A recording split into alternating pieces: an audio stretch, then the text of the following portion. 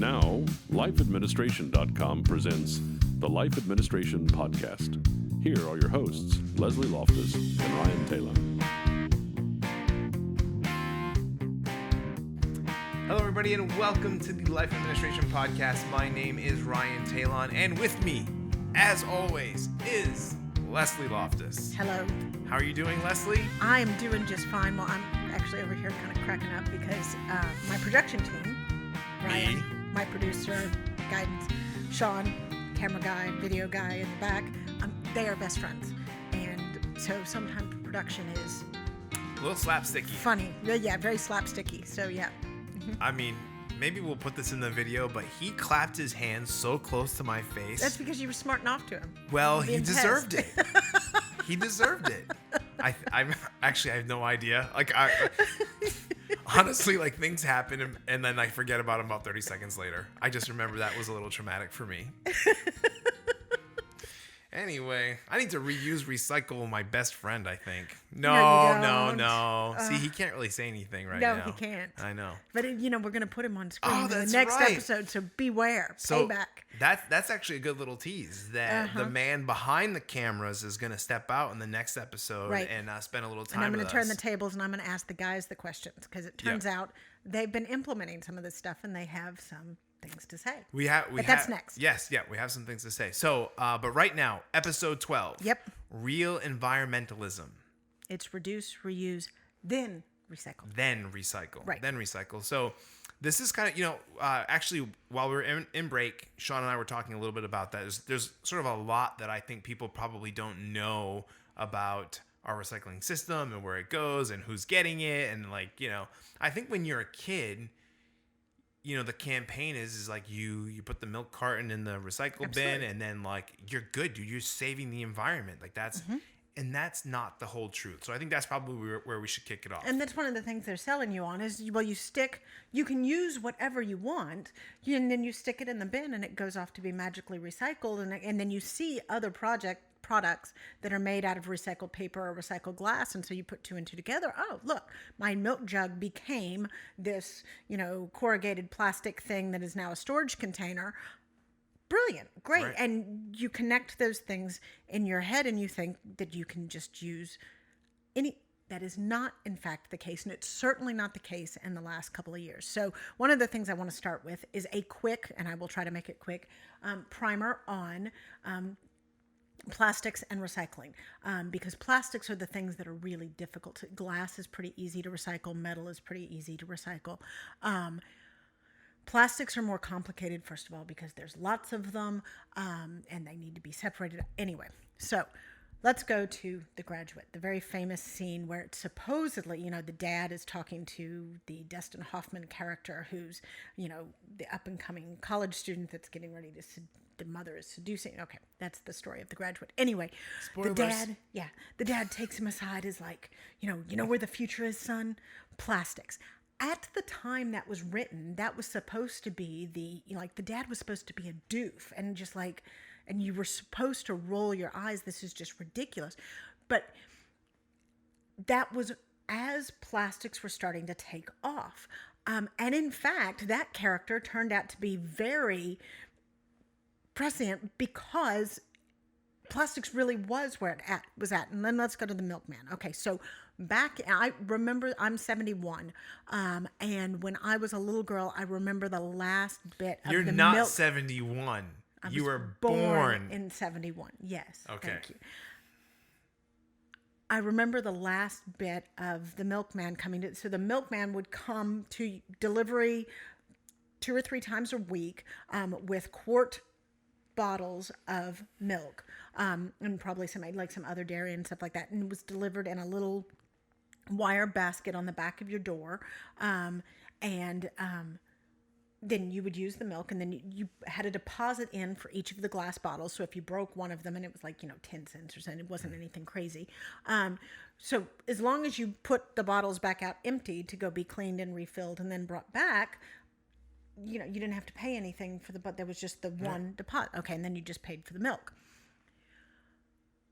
Okay, plastics were hugely innovative for medical stuff, all sorts of things, but about this time, people figured out, well, glass is heavy, glass breaks. So plastic milk bottles were this, because now you could have a big gallon container with a hand because the plastic could be molded.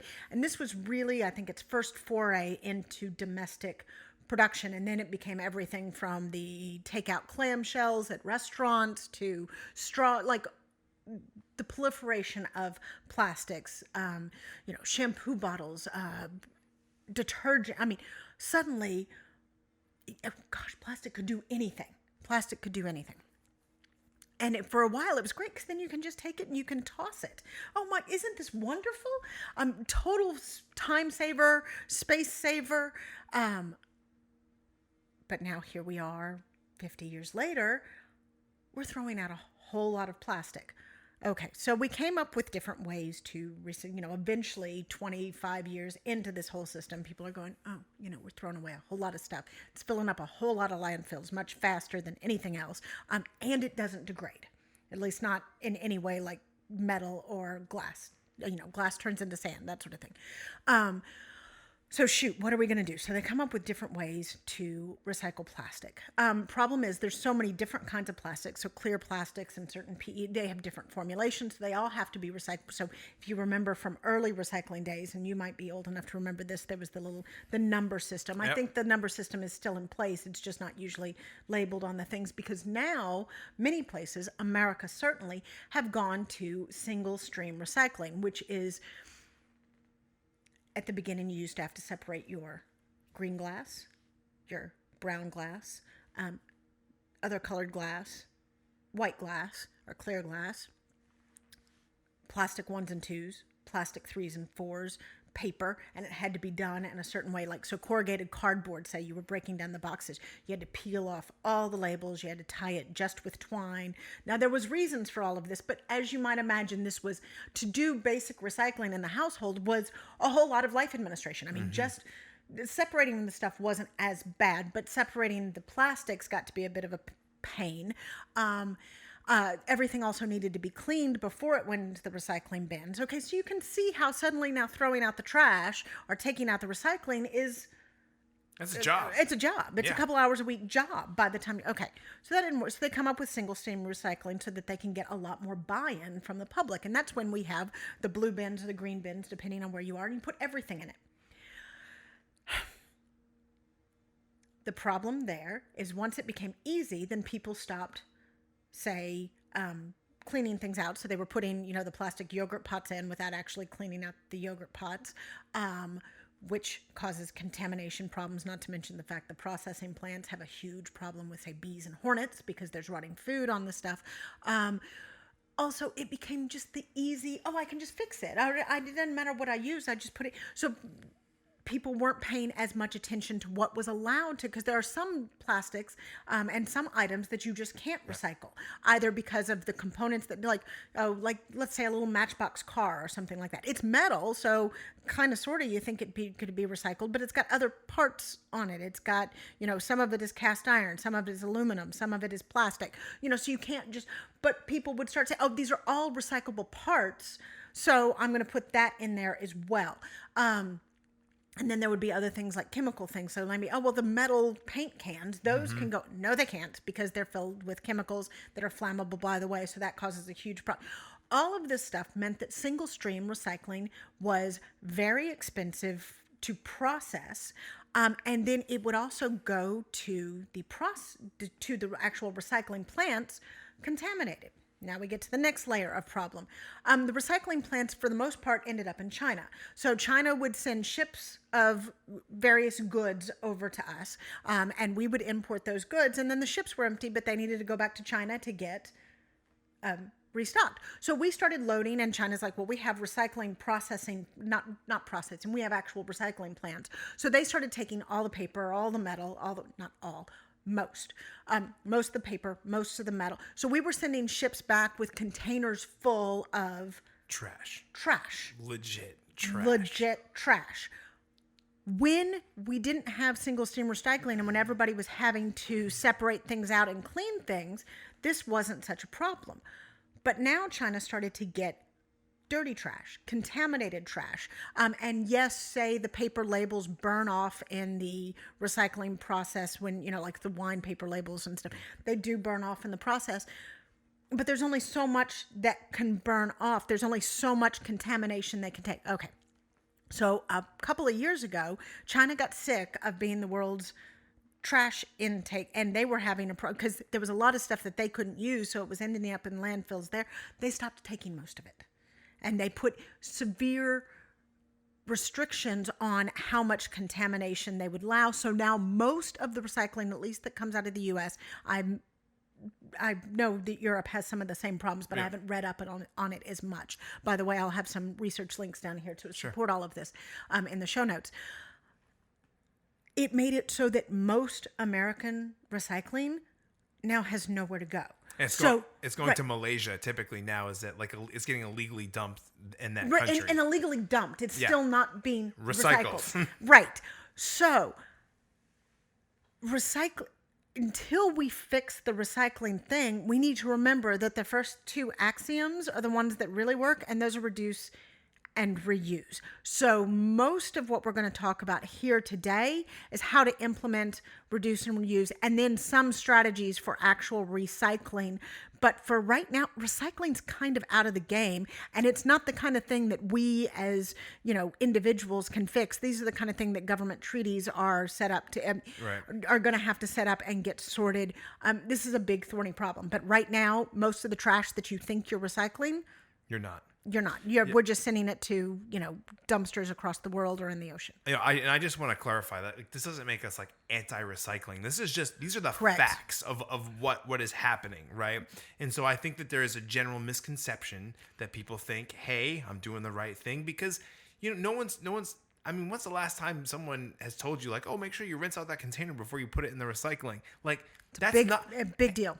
That's not a conversation that I think that's happening, and I could be wrong. And if I am, you can hit me up on Twitter. We can have a conversation about it, and I'd love to hear your strategy, what you're doing, and how we can implement that in other houses. Because it's not that we're powerless. It's not that we should just be I'm done with recycling. We still need to do our part, because there are still plants that are. And that's part of the reason why I want to have this episode is that I don't want people to say, oh, well, recycling doesn't work, so I'll just throw everything in the trash. Right. Throw everything in the trash, or just use because if recycling doesn't work, then you need to be more conscious about how much plastic in particular you use. So we covered that caveat. So, okay, so we're going to take recycling for a while. Put a pin in that. We're going to move it to the side. Mm-hmm. But now what we're really going to do is talk about reduce and reuse. Mm-hmm. And so what are some of the things that come off the top of your head that you're wow, we definitely should be reusing these things. We definitely should be implementing this. So what can we be doing? Problem here is it takes a lot of...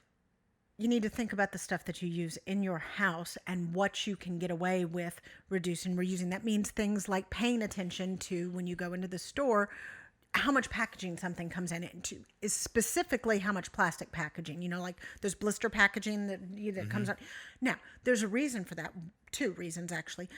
When stuff comes over in containers from wherever it's coming, or when it's being shipped in containers across the country, the blister packaging is used to make it relatively a uniform shape and stuff, so it's easier to stack, protects it from breaking in there, and then also it's harder to shop. Or you have a kid now, so how many toys have you gotten that have, they're in a cardboard box and you think it's cardboard, but actually there's a plastic thing underneath, and then there's I hate screws. Those things. Those are to prevent shoplifting, because otherwise people will lift pieces of the thing. So it makes it difficult to get out. You can't really, the cameras would be able to pick up if you're sitting there unscrewing the Tonka truck, right? So there's reason, but we should be conscious of how much stuff we're buying that has that much kind of packaging on it.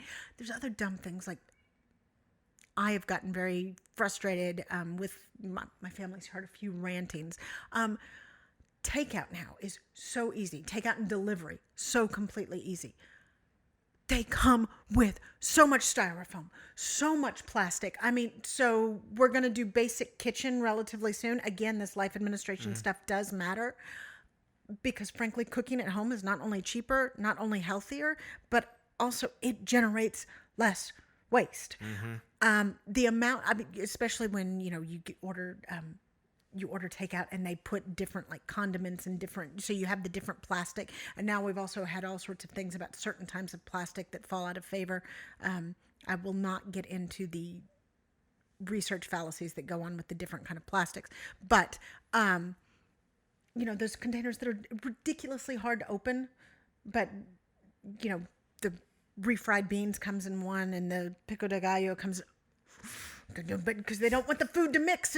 So if you order you get so much trash generated from that. So conscious of those kind of things, and then also be watchful for some kind of innovations that are coming along. One I'm particularly intrigued by goes back to the milkman example, and they're working on the milkman model. So it's a company called Loop, I believe. TerraCycle is the name of the company. And then their subsidiary is Loop. They've developed with everybody from Unilever to Nestle, some of the big names in food and household products. They've come up with designed reusable containers for those things. And so now it would be Amazon meets the middleman. They even have these special bags or totes or boxes that they've developed. So okay, you use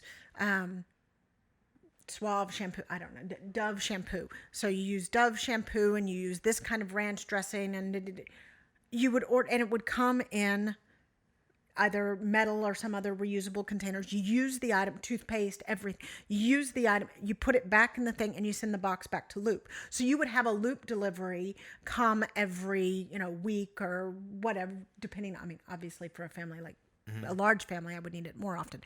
But they are in beta testing now in Paris and New York and a few places along the northeastern seaboard, just testing. If that's a real, reusing the containers, solution. That's a real solution that could come along. So be watchful for stuff like that. But part of it, we're just in the middle now, and we've got to kind of make do while this stuff sort of sorts out. It also means, so 2 episodes ago, we had the, be a good neighbor and so host a party. Sorry, plastic plates and utensils, and so I know they're convenient, and that's the thing, they are convenient, but the stuff that is single use, throw away. And I know that everybody's gotten on straws right now. How much plastic do you think is in a straw versus a plastic fork? And frankly, it is not, especially if you follow my advice about one pot meals. So say you've made a big pot of chili, and so now you just have the bowl and the spoon. If you're washing only bowls, it's not actually that complicated. Right. It's just not. A lot of this just requires forethought, thinking, and recognizing that it's not going to be perfect. There's no way at this point to get anywhere near zero waste generation. We're just going to kind of have to do the best we can temporarily. Yeah. So I think, my wife loves plastic utensils in the sense of she doesn't like the way metal tastes in her food. Okay. So we legitimately wash our plastic and we reuse them. Okay, well then that's the point is reusing them, right? Yeah, and so I'm sort of drawing to this larger point of everybody's lifestyles are different, but like I'm talking about a mindset shift here more than anything else of how can I use this thing more than once? Yes. Right? And that's really what this boils down to. And so yeah, so for my wife, it's like specifically spoons is a big one for her. So we wash these spoons, we put them in the dishwasher, we wash them, and and after 5, 6, 7, 8 times, it starts to get a little brittle. The texture is a little bit, boom, it goes. Okay, I'm good with that. Like I'm good, like that's fine. The same thing sort of comes like with Hallie's toys. Okay, so we're just a big believer in this process of we don't actually have to go get anything new right now, right? Because new means more. More is bad, like legitimately. So in her big old plastic car, right? We bought that used, we cleaned it up, and guess what? When we're done with it, it's not getting pitched. It's going back to somebody else so that they can use it, right? Because we've taken care of it. Well, and I think you found a toy store too. Yeah, that's so a kind of almost a loaner library for it's toys. like a consignment shop. Right. It's called Once Upon a Child, right? So we do that for her clothes. We do that for her toys. We do that for I'm trying basically anything that we can use. Like that's what we do. So. And it's great for us because guess what? We get a couple bucks back when we drop it off, right? And that goes into so it was cheaper to buy. Yep. You get something back because it's kind of like it's almost like you just put a deposit on it. Yeah. Really. So getting your mindset into how can I reuse it? Yep. And I think all you really have to do to start, the title of the episode is Real Environmentalism. And to me, that's like, what can I do today that changes the outcome for tomorrow, right? So we talked about this recycling thing that's like, well, we don't have a ton of power to be able to do something tomorrow that's going to affect that. But reusing something, we can do that exactly right stinking now. Yep. And while I applaud a company that's coming in this the idea of loop, like that's fantastic. Right. But it's still years away. Yeah. Yeah. And we can go ahead and just do those things on our own in maybe 70% of the cases. And if everybody was doing that 70% across the board, well, all of a sudden, like, the landfill situation is different. Right. And it's things like figuring out, like, okay, using the soap that comes with, or not comes with, but you can buy the refill. The refill pouch doesn't have nearly as much plastic as a new bottle of the stuff does. Right. Yeah. And it's just about making those decisions, right? It's like, is this something that you're going to stand for, or is it not? Because part of life administration is being a concerned citizen, right? And the reality is that, as I was talking to Sean before, is like this stuff that is getting dumped in these other countries that are third world countries, people are dying from this contamination. They're getting sick. I mean, they're not just dealing with their own; they're also dealing with the concentration levels. Because poison is always in the dose. Yep. The concentration levels here are through the roof. And so, people are getting sick, and it's a global problem. And like, I want to get into like the global footprint and all that sort of stuff. Like, I'm just talking about people that are getting sick that don't need to be getting sick. And we're trying to figure out what we can do as individuals, because you can't negotiate the trade treaty with China to try and, and you can't, or I don't know, maybe a few of you are not in a position to make sure that we have domestic processing, real processing for recyclables, not just, centers where they get organized and go somewhere else. Hey, and by the way, depending on where you live, you might have 3-phase recycling, you might have single stream recycling, you might have no recycling. Like, I mean, it's all different all over the United States, legitimately. So, again, we're talking about a mindset, a mind shift change. Right. Okay. So, boy, we covered a lot there really quickly. Yeah, no. I mean, it's relatively. I've like I said, I have lots of links because I'm pretty sure people are going to be curious about some of the data behind this and and so I've got some of that, but there's no need for us to go into the details. Yeah, I don't think so. I just think, for us, this is something that's on our heart that we wanted to talk about because, it's a problem. Right. It's a problem. We can't solve it, but we can certainly mitigate it. And, yes.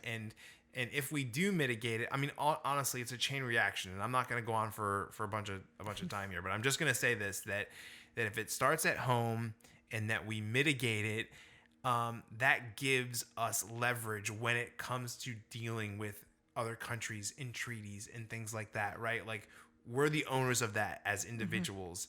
It starts with us. It gives you with companies. So, for instance, if we're now as consumers, we start to shift to being very conscious about how much packaging companies they want to sell us their stuff. They sure do. They're going to respond to that, and they're going to say, your wallet. Yeah, exactly. They're going to say, you know what? People are going more for the refillables than they are the single-use dispensers. Yeah. So let's concentrate more on that, and then there will be more options for it. Right. Absolutely. So, hey, guys, I would assume that this is a pretty a hot button topic for some folks. Some people might not care. It's a little bit different of a podcast than we normally do, but I'd love to hear your thoughts. I'd love to hear some of the things that you're doing, or maybe some of the things that you're wanting to change. Or I would love to hear ideas because I mean, I'm sure that I could take some stuff away because I want to get better at this. This isn't sort of something for me or I hope it's not something for you where you listen to the podcast like, yeah, I probably should do something, and then you just go on, you go about your day. Like, just make little baby incremental changes. It doesn't have to be this thing where you go home and you go, family, everything is going to be different. It's like, no, one step at a time, right? Like you think about all, and we're about to talk about it in the next, we have given a ton of things for people to work on, right? To really like clean up their day and get more involved in their community, whatever. This is just one of those things that it's one foot in front of the other, one step at a time. And like you legitimately can make a difference. I know that sounds cheesy, but that is the truth. Yep. So, final thoughts? Anything else from you, Leslie? But you can still do actual recycling. So a couple of things to look out for. First of all, look at what real recycling, not just processing of the stuff to send it somewhere else, but like there's a glass recycling plant. It actually melts the glass down and it turns. Okay, if you have one in your area and you know stuff, then recycle that. But remember, clean it. I mean, because right now here in Houston, we have single stream, so I don't have the option to really sort. And if you do have the option to sort, I would recommend sorting. But definitely look up the standards on what counts as clean, because sometimes it needs to have the labels taken off. The more you can do to help recycling when you have a local option. If it's recycling because it's just going to go over to China, well, for right now, that's just kind of on hold. Then really focus on reusing. Yes, really focus on reusing. Get that mindset change in. Absolutely. Okay, so that's going to do it for us today. Leslie, where can people find you if they're wanting to contact you? Mostly on the website, by email, or in the comments. I will be playing there. But I am occasionally at Twitter at Leslie Loftus Text, TX. And I'm always on Twitter at Ryan Talon. At Ryan Talon, RyanTaillon. Like I said, love to hear from you guys. Please send us questions. We're going to be gearing up and starting to do some mailbag questions. We're starting to get a ton of them in. And so we're going to start mailbag Mondays here in the foreseeable future. So stay tuned for that. So we'll be showing up on your podcast feed twice a week instead of just the one. So, and now we're committed because he announced it. That's how I roll. I like to overcommit and no, wait, it's backwards, right? Yeah. In any case, guys, have a wonderful day and we will see you in the next one. Bye-bye.